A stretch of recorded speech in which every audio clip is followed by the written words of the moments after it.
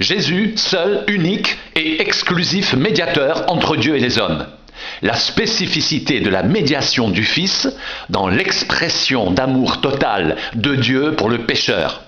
L'Ancien et le Nouveau Testament déclarent de concert avec force qu'aucun être humain ne peut ni ne pourra jamais, quelle que puisse être la nature et la puissance de ses efforts, connaître la personne de Dieu si celui-ci ne se révèle préalablement, gracieusement à lui. Le Dieu d'Abraham, d'Isaac et de Jacob est maître de toute initiative de rencontre, résistant à ceux qui se mystifient eux-mêmes par leur sagesse naturelle en méconnaissance totale de la nécessité absolue d'une révélation préalable, fondatrice.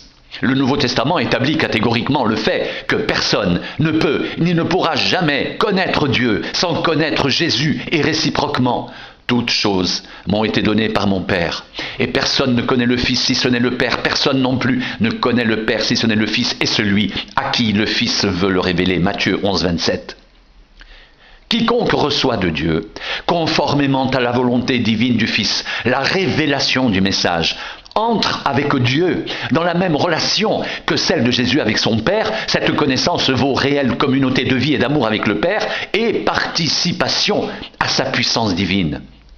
Comme la divine puissance nous a donné tout ce qui contribue à la vie et à la piété, au moyen de la connaissance de celui qui nous a appelés par sa propre gloire et par sa vertu, lesquelles nous assurent de sa part les plus grandes et les plus précieuses promesses, afin que par elles vous deveniez participants de la nature divine, en fuyant la corruption qui existe dans le monde par la convoitise de Pierre 1, 3, 4.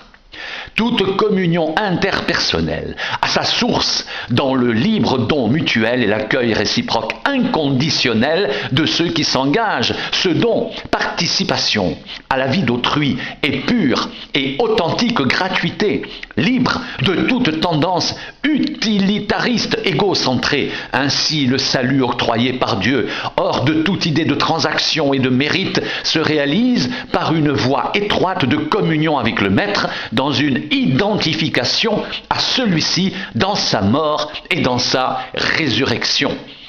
Notre vieil homme a été crucifié avec lui, afin que le corps du péché soit annulé, pour que nous ne servions plus le péché. Romains 6, 6. Car moi, par la loi, je suis mort à la loi, afin que je vive à Dieu. Je suis crucifié avec Christ, et je ne vis plus moi, mais Christ vit en moi. Et ce que je vis maintenant dans la chair, je le vis dans la foi au Fils de Dieu, qui m'a aimé et qui s'est livré lui-même pour moi. Galates 2, 19, 20. Or, ceux qui sont du Christ ont crucifié la chair avec les passions et les convoitises. Galates 5, 24.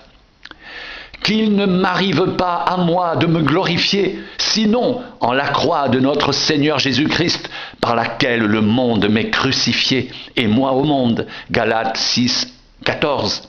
Car l'amour de Christ nous presse, parce que nous estimons que si un seul est mort pour tous, tous donc sont morts. 2 Corinthiens 5, 14. Cette parole est certaine, si nous sommes morts avec lui, nous vivrons aussi avec lui. 2 Timothée 2, 11.